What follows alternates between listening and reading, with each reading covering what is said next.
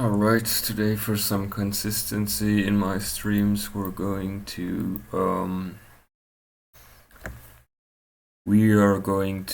have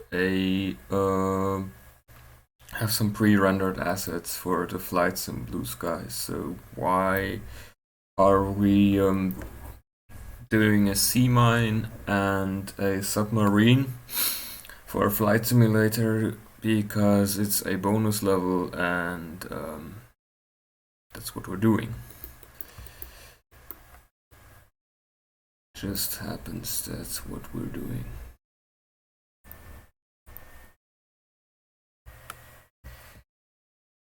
Okay, let's get started. I'm going to start with the sea mine. Let's hide this. So as far as I know, if you hit Shift A and you get like basically two spheres. This kind of sphere, the UV sphere, I don't know why it's called that. It's basically like superimposed rings of faces. And then there's the so-called icosphere, which is this science fiction-y dome-like looking thing made completely out of triangles. I basically never used this. What I've discovered recently is the you can add a pre-installed add-on which gives you more options when it comes to adding meshes. And what I found very useful is the so-called round cube. Now this is not what we want. Of course it's a rounded cube, but that's easily done with a bevel modifier. No. What's interesting is you have a few operator presets, you have a capsule, claybore. None of these are particularly interesting, except this thing, the quad sphere. This is a very neat sphere because it solves a lot of problems, or solves problems the UV sphere has. Like the UV sphere ends in the triangle fan but this one is it's the UV sphere is basically a cylinder that let's just make two of them so I can show you. I'm going to add a UV sphere and I'll show you here. It's not, the UV sphere is not consistent. It ends in this triangle fan and then has the superimposed rows of faces, and they get narrower and narrower towards the top, whereas this is basically made out of 4 subdivided planes stitched together, and it's completely made out of quads.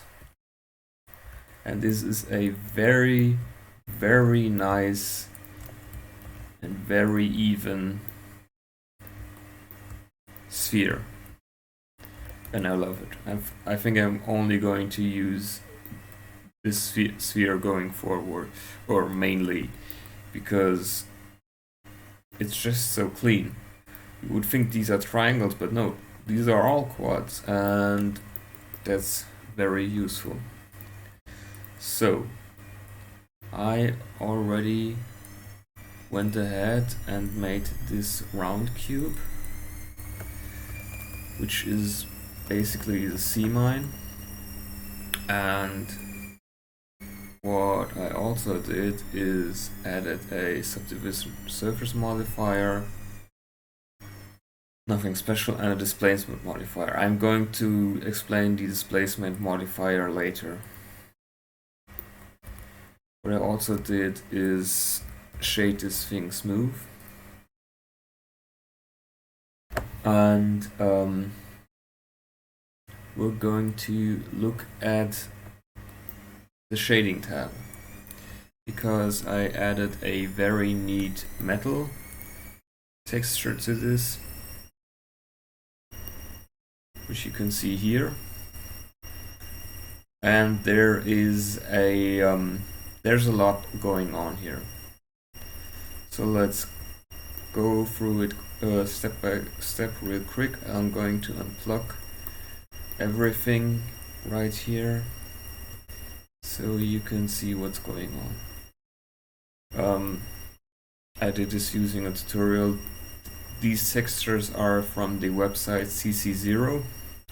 They have a lot of very neat Creative Commons 0 textures, which basically means you can do whatever you want with them, which is really great. They're free, and of course they're free because they're CC0, and they come with everything. First of all, you have the so-called color map, and if you have the node wrangler activated and you press Ctrl T, it's going to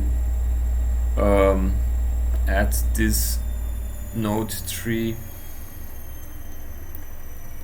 which is used a lot. It's the texture coordinate mapping, and you can basically change the position of your texture with this location, rotation, scale. It doesn't really do anything here, but this setup is used a lot, as far as I can see. I don't think you really need it in this case. You could have just used the image texture. We have the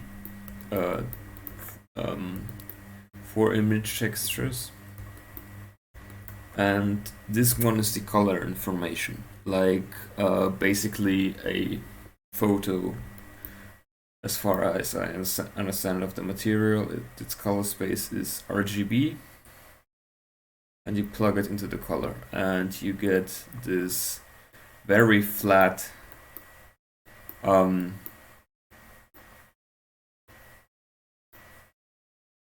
looking texture, and that's basically all it does. And then there's a lot of different additional textures which tell the program what parts of the texture to make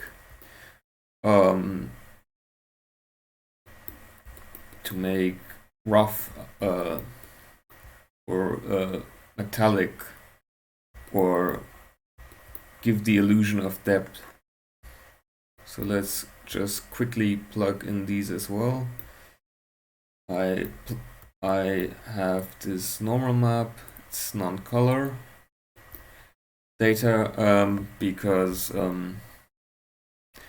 you don't want the program to treat it as normal color. You want it to have it like basically be a map to use and give the illusion of depth. You can see it makes it a lot more contoured and gives it a much more realistic effect, and we can add in the other maps as well. It's pretty easy. You just roughness goes into roughness, and it tells the tells a blender which parts of the texture to make shiny and which of them are not shiny. And then we're going to have this metallic the map for the metallic effect plugin, and then you can see this this reflection effect, and it already looks really nice, but you can see that all the depth is mere illusion. Like, it's still a perfectly round sphere, and to have it have actual geometry, you can add a displacement node, and this is a texture you don't add in the shading node tree. This you just add it here. And in the modifiers, you add the displacement modifier. Go to texture, and by clicking this, and then you just load in the displacement map, and then you can go back to the modifier tab and go to UV coordinates.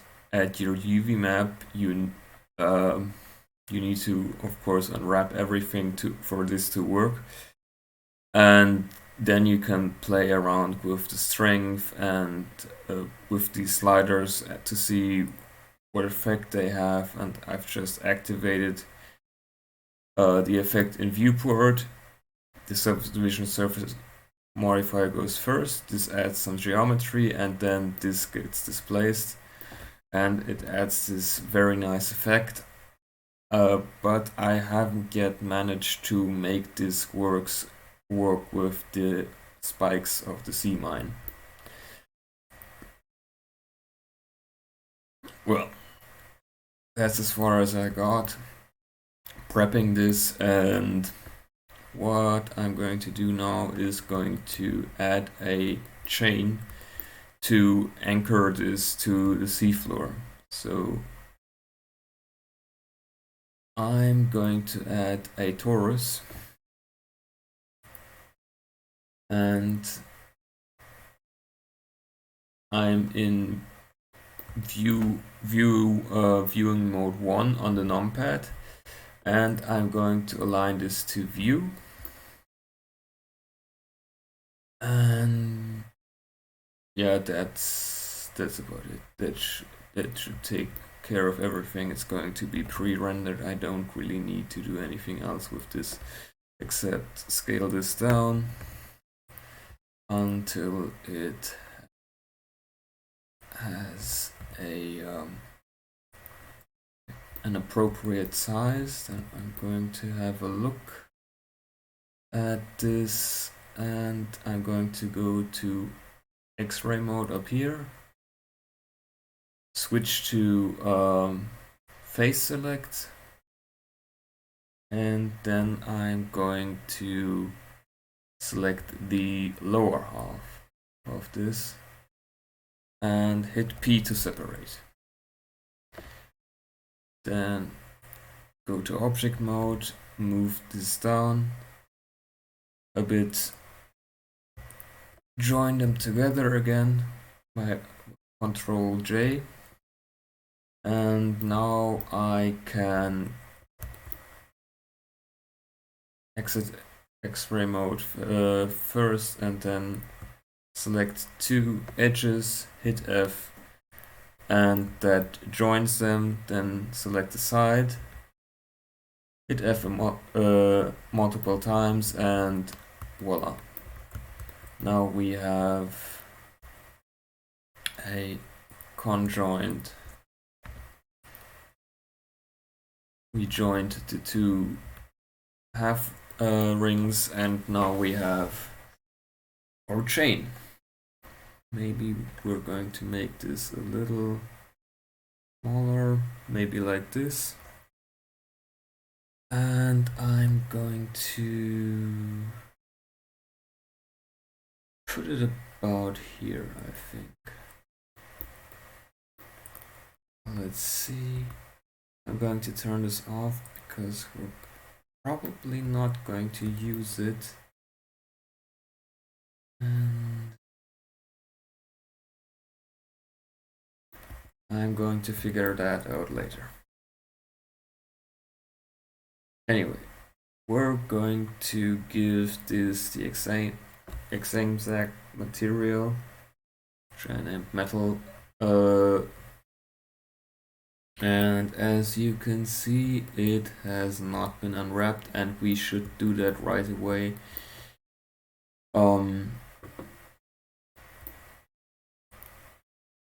You should always unwrap objects that you're going to like multiply a bunch of times, because you don't want to have to unwrap all the instances of an object later. That's really no fun. Yeah, that's gonna be fun to unwrap.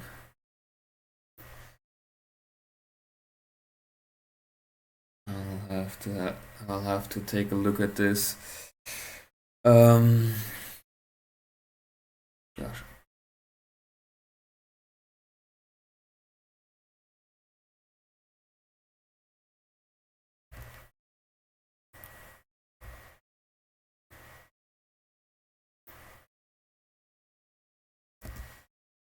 Let's just unwrap this for now. No?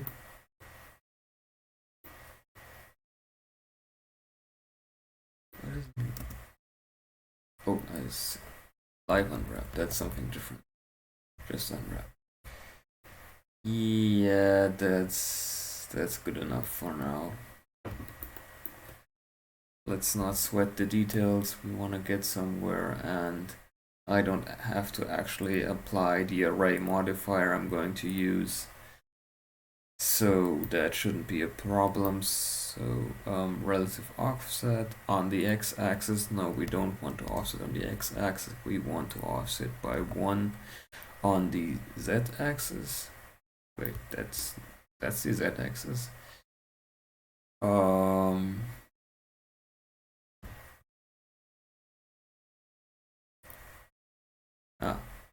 Okay.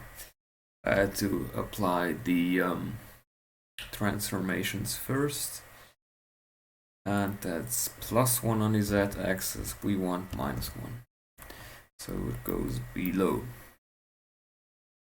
In fact, we want -0.5, half a ring, and I'm going to show you why. This is constant offset, object offset. We're going to activate object offset, and we're going to add an empty.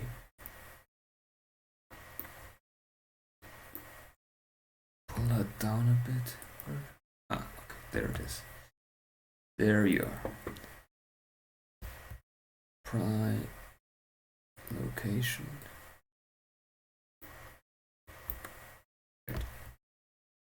How did I do that? Anyway, I want 90 degrees rotation on the z-axis in as the information of this empty. Then I'm going to go back to the ring and add this empty as object offset. Now it adds this information as well. That's the information of the z offset. We don't want that. Okay, yeah, that does it. Not quite. I still need to adjust this.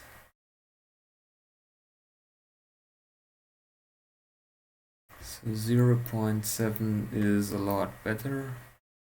And now when I add instances,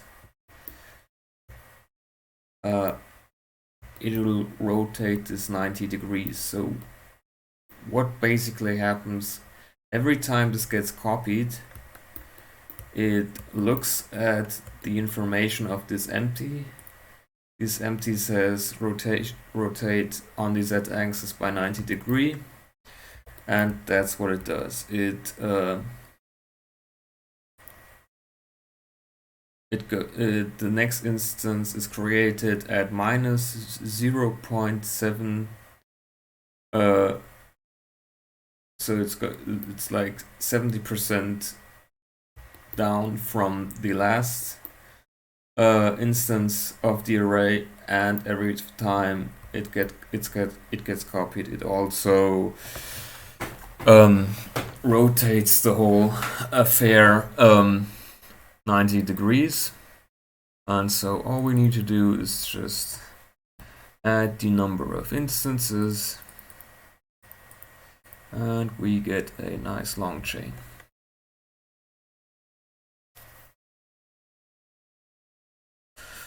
For our C mine. Now, this doesn't look so good, so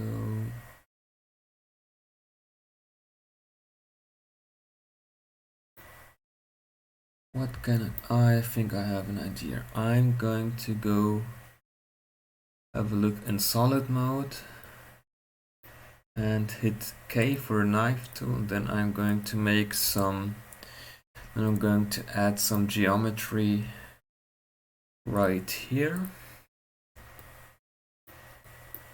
and create a nice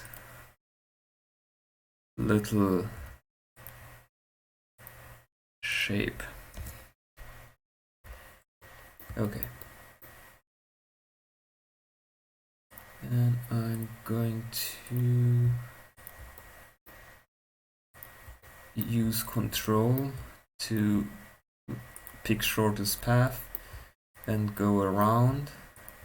And I'm going to hit Control E, mark seam. And now I can hit L, because L activates select linked, and it's delimited by seam. You can delimit it by a lot of things, but we want to delimit it by seam.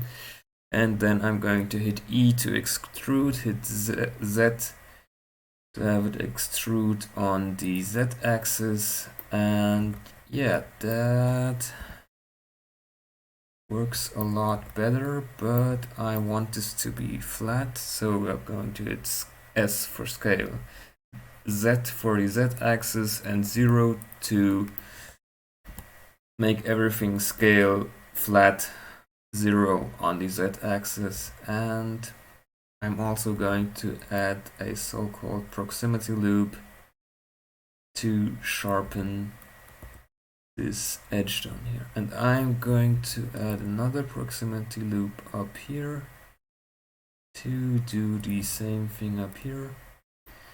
And that sharpens the whole affair. It should work nicely. I think it does. And let's have a look at this. Yeah, I think that should work. Now, a proper C mine needs spikes. So, let's select some faces to have a proper pattern for these spikes.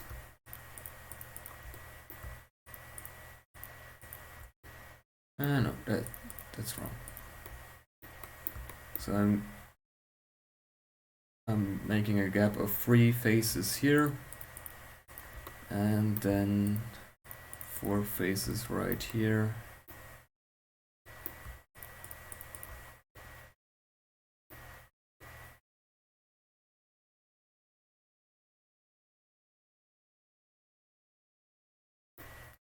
I don't know if that's going to work.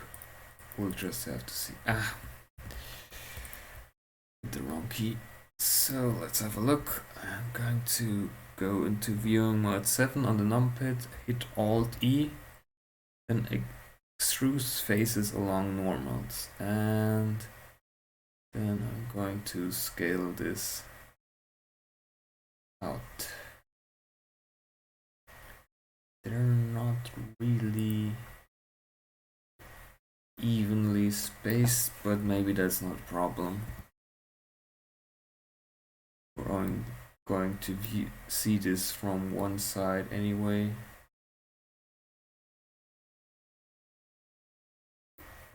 And what I want to do now is scale each of these down. Okay, it's going to be 0.3, that should be fine.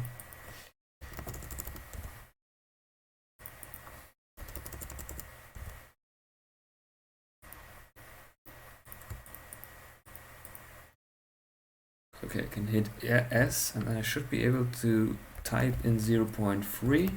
Yeah, that does it. And I have to do this for each of these.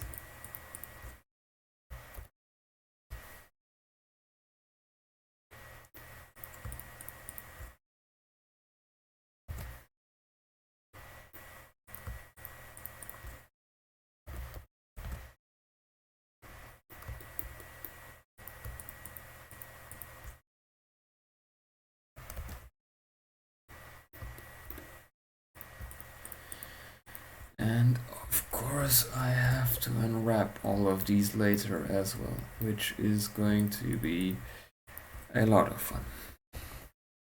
But it has to be done.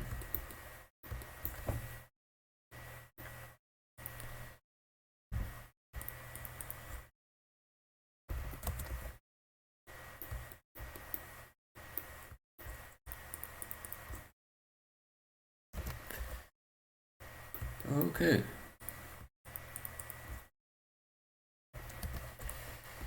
Oh, look. That seems to be working nicely.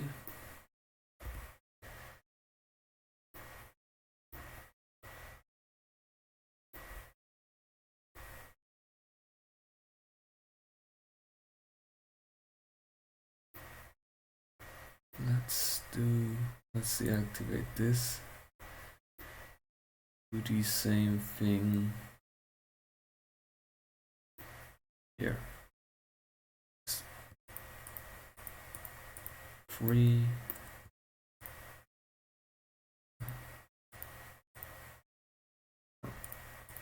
4. Yes.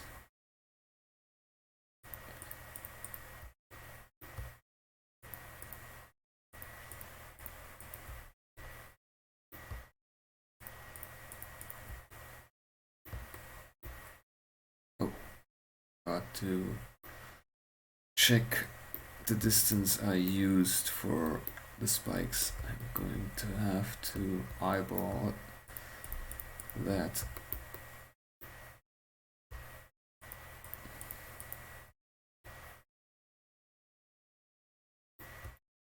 I never really understood why some textures appear in solid mode when you activate the texture options and some don't. One day I'll have to find out why it does that. So let's go into view 3 on the numpad and try again Alt E, extrude faces along normals.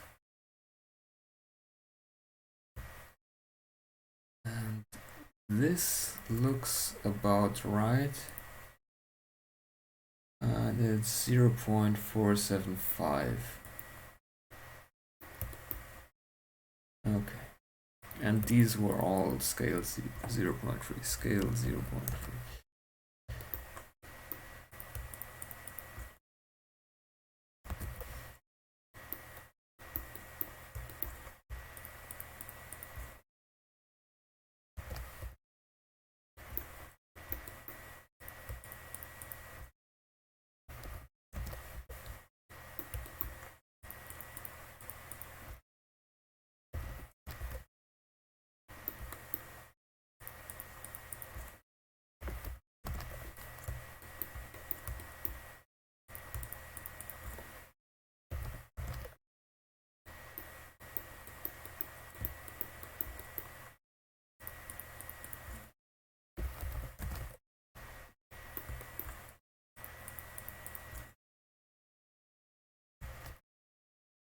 Alright. Let's go into view mode 3 again. Activate the subdivision and go to preview mode. Yeah, we're getting somewhere. Needs to be unwrapped. There's a lot of texture errors here, but this is working so far.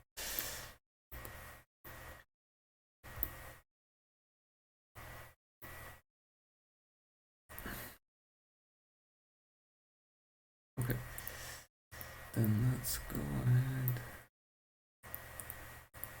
and do this ring right here.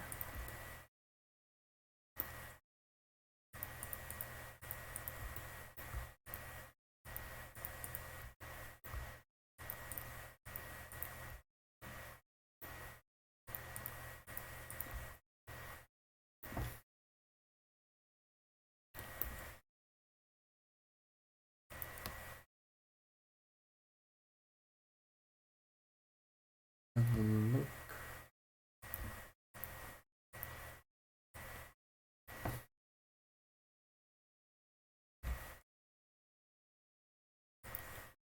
Okay. Yeah, that should do it.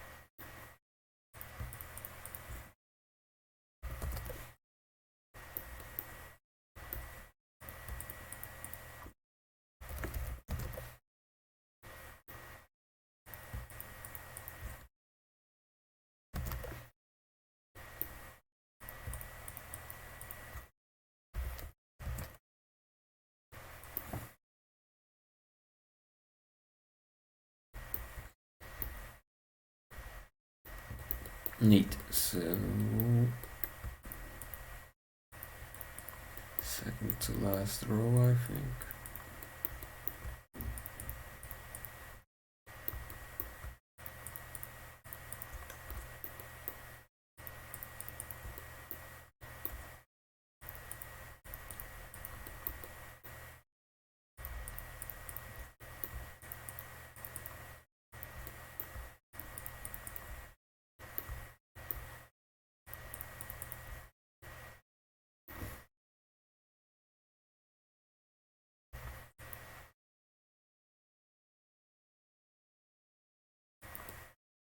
Oh, that's so good. Okay, let's go to view 7 in view mode. Hit 9 to flip, and then hit Alt E to extrude, and give it the correct value, or the value we've been using, of 0.475.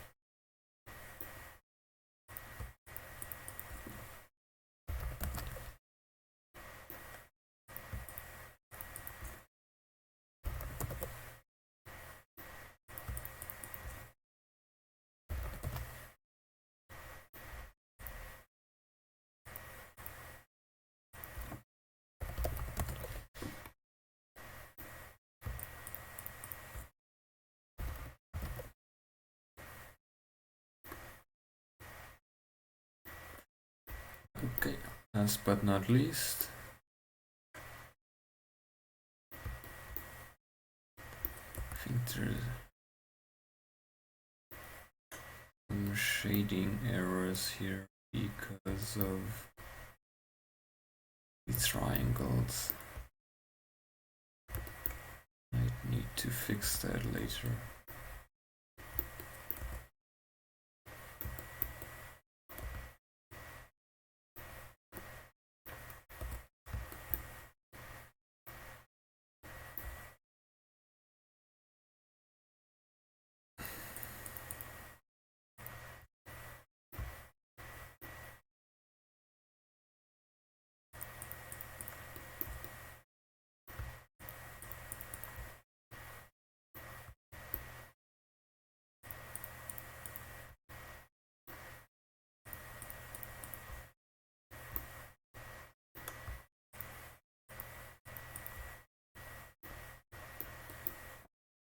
Okay, let's go to view mode 3, hit Alt E, extrude on normals, and 0.475. Alright, that should do it.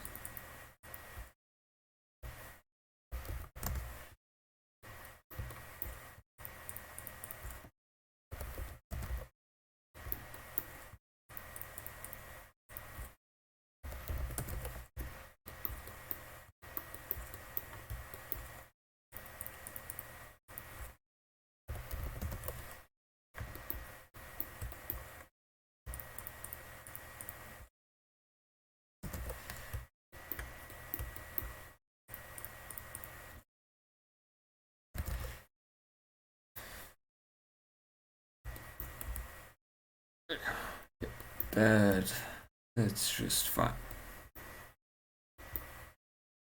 Let's just go ahead, make a camera.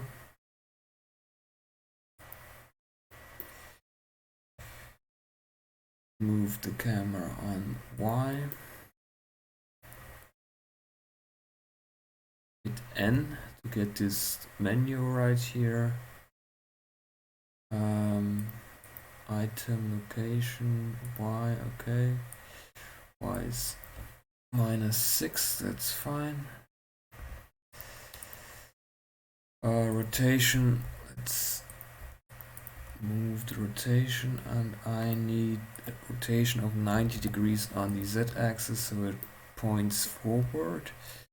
I'm going to hit 0, and it's not in view, all of it. So let's go to render properties. Correct. Output properties. Output properties. What do we want to do? We want to give this a good size.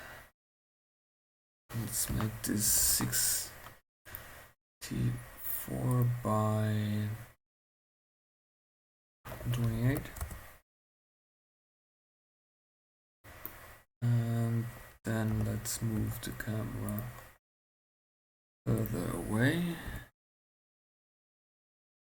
and move it down.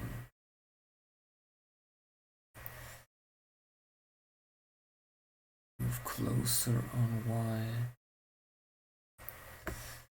Put down a bit. Ah, that fits nicely.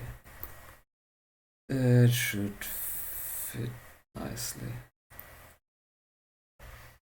Oh, sorry. I didn't mean to do that. Move it down just a bit.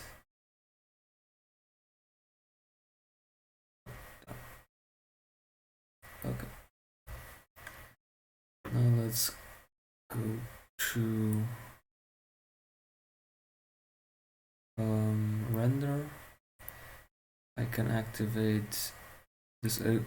I can go here in restriction toggles, activate and render, but there is nothing in the scene we don't want rendered, so this should be fine. I can just go to render image. What I still need to do is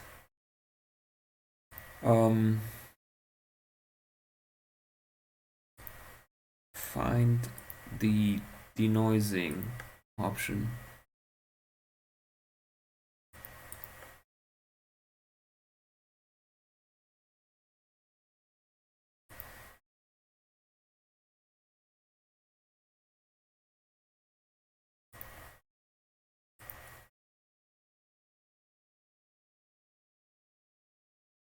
Where did it go?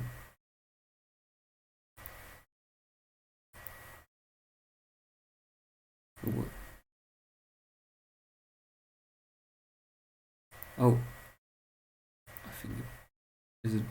Oh yeah, it's only used in cycles. So let's render denoise, and then let's render this out. I already set up an HDRI, which is super simple. You can just go to your HDRI haven.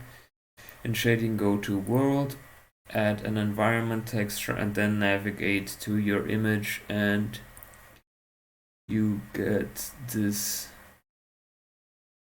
skybox and proper lighting.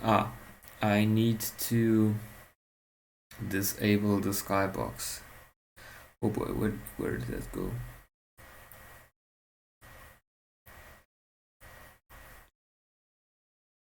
Where did that go?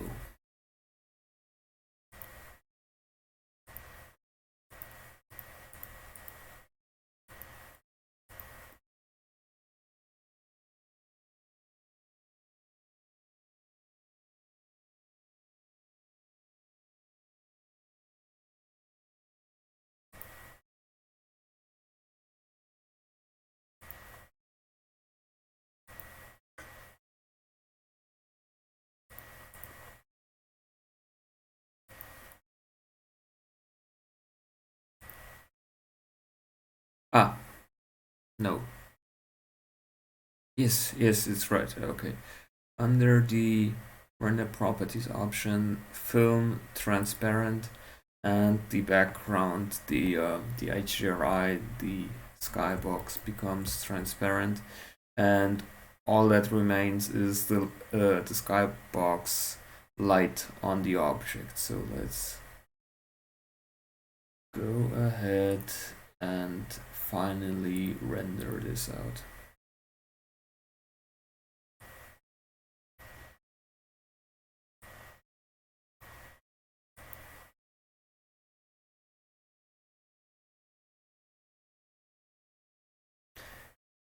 And it's a little blurry, but I think it'll work. I'm going maybe have to render this larger, I don't know, but it'll work on my Saturn. We can change some things, sampling, denoising. I don't know, I think it's fine as it is.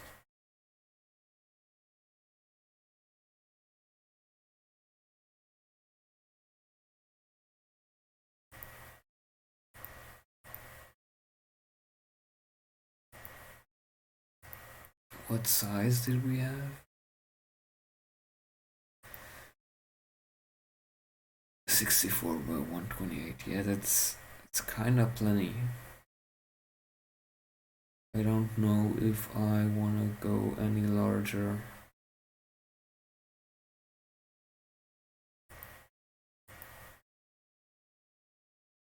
It should be fine. Let's go ahead and save this. And open up our submarine. I think this is called a Kittredge K350. It's a small submarine, 14 feet, which is, I believe, 4.25 meters, so not that large, and it has a very nice classical look. There's not much going on this object. It just has a principal BSDF node in yellow, which I also turned to yellow in the viewport shading, otherwise it wouldn't work here in the solid mode. And we only have a subdivision surface modifier going on here, that is all. And the geometry is a lot less complicated when you look at it without the modifier applied. And we're going to go ahead and try to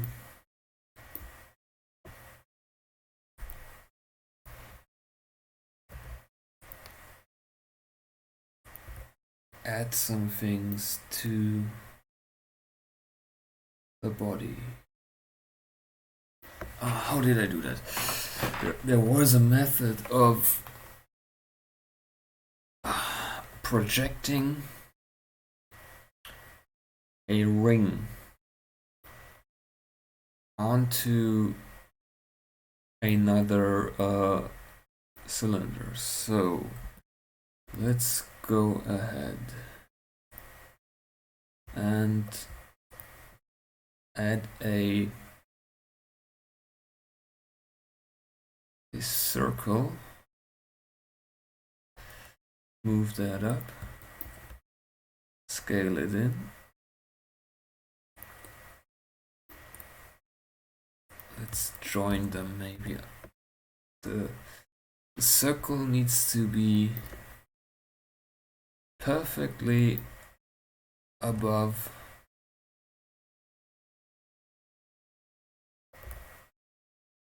the vertices.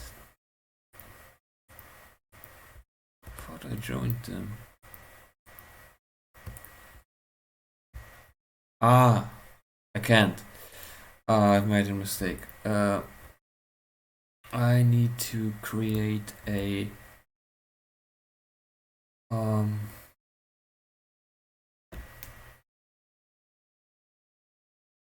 actual circle.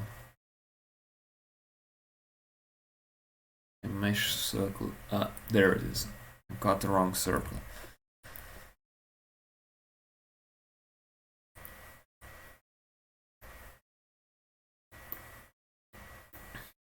This might be subdivided too much. So let's go ahead and have a look.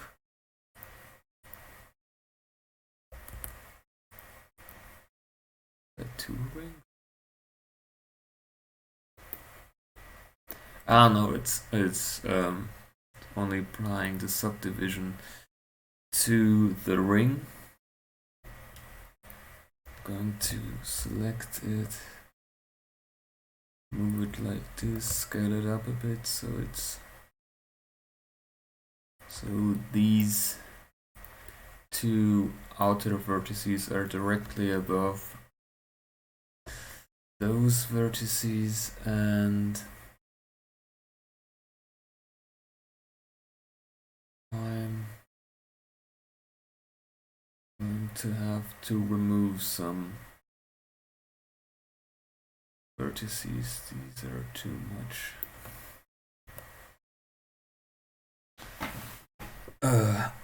I can't properly project that. Let's add another loop.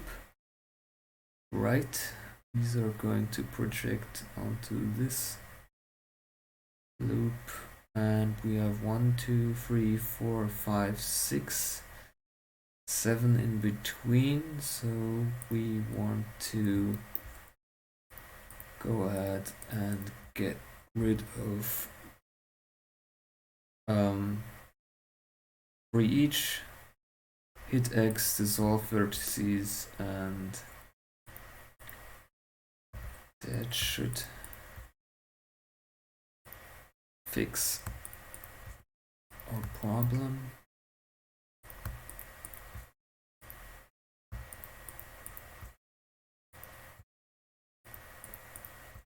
And technically it should add them back in with the subdivision surface. Modifier, I'm going to go ahead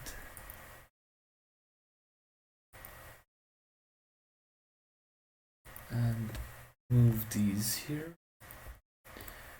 Now I need to separate this, I think. And I need to remove the subdivision surface modifier and add a shrink wrap modifier. Target is the cylinder, and the projection mode is project, and we're going to restrict this to the z-axis and negative.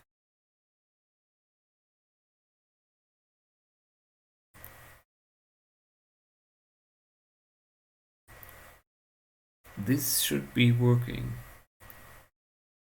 Oh, okay.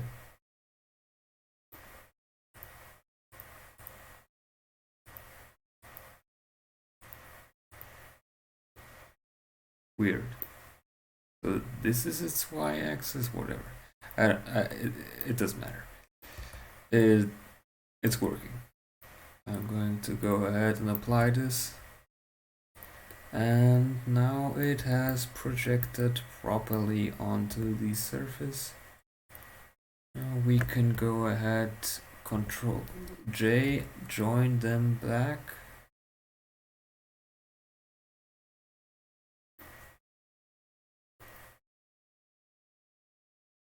It's not quite what I wanted.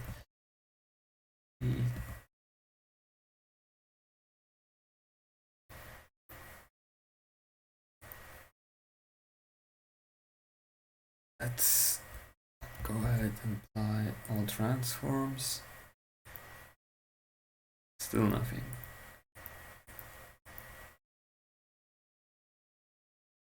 Project on surface cylinder.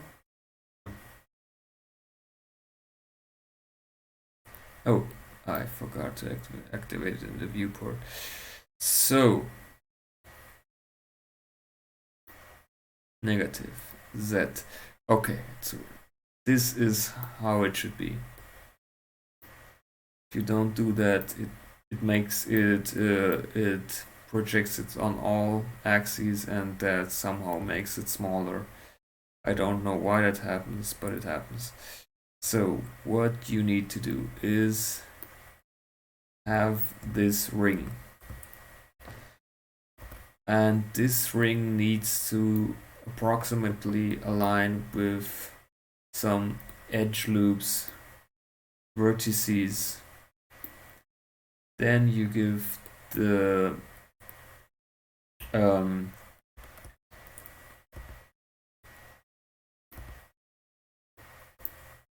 is it?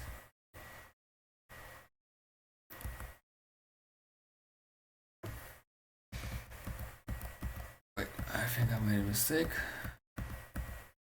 Yeah, right. Then you create a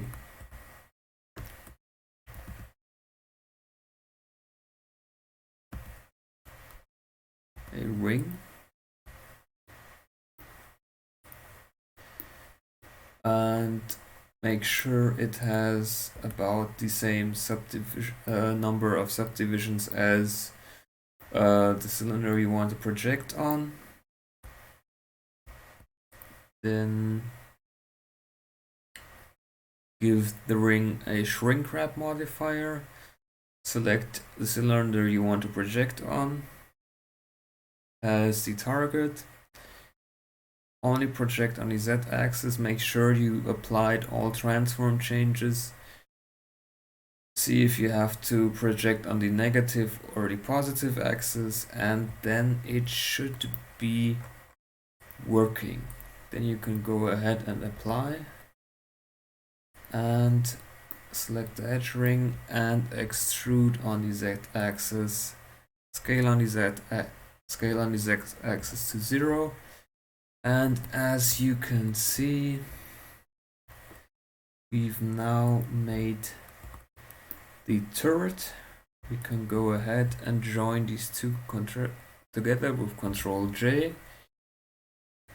And when we go into the N menu, like hit N, go to Tool, it may be someplace else in another Blender version, but what you want to activate is Auto Merge, and then just go ahead and edge slide your edges close enough or not. Maybe just stitch these together like so.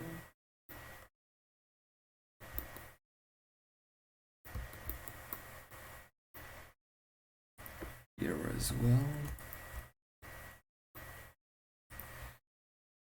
Here.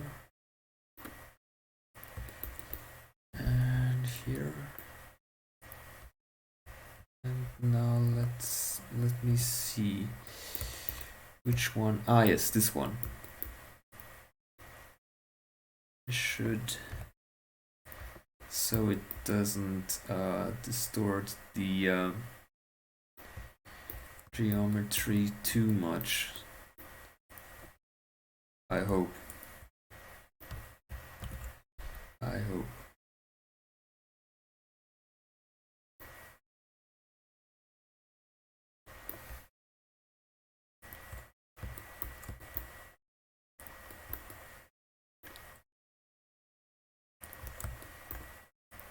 Okay. Now that we stitched them all together, we can remove the anterior faces. Just shift click, select them, hit X, and Get rid of all those faces, and now we have a bunch of triangles. Great.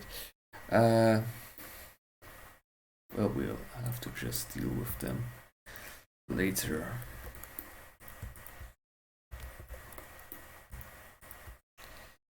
But we've somewhat cleanly merged these two cylinders together, somewhat cleanly. Maybe I'll have to have a look at that later on, and let's see how that looks with... Yeah, it's a little unclean. Let's see if I can go ahead and add a proximity loop. Yeah, that makes it a whole lot better. Seems like the triangles are not that much of a deal. Let's shade this smooth. Yeah, it looks alright. It looks alright. We've got our nice little turret, and that is what matters.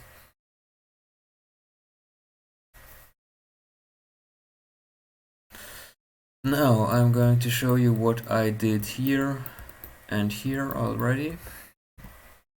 I'm going to... Yeah, I am.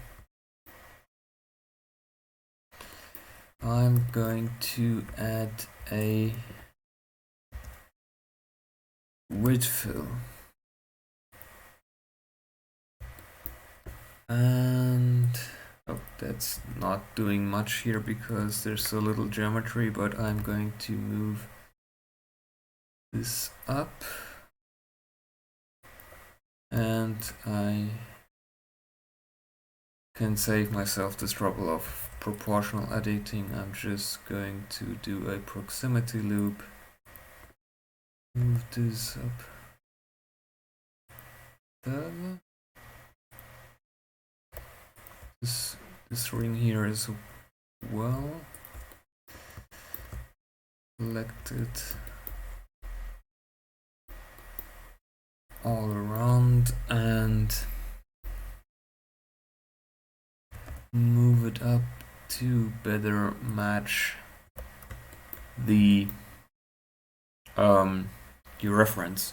So the important thing with subdivision surface modeling is you don't care about the original geometry, you care about what happens after the subdivision surface modifier is applied. So you can see the actual geometry is very different, but that doesn't matter as long as it matches the reference.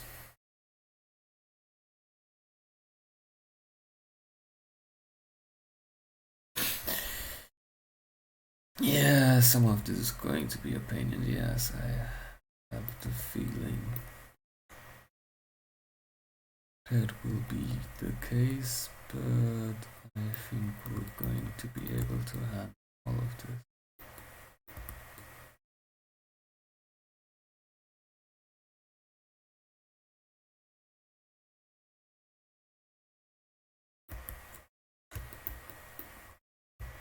Okay, let's continue with the main body. Do we want to continue with the main body?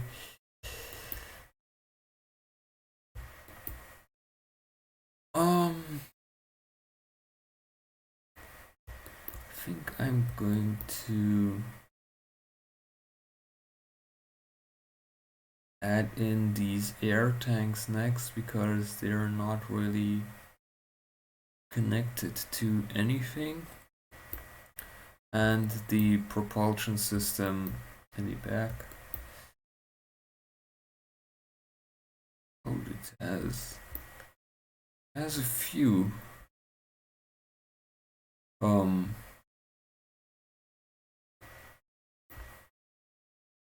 turbines. The turbines are here on the side, and then there's two more down here, and these are probably oxygen tanks. I really don't know how submarines work.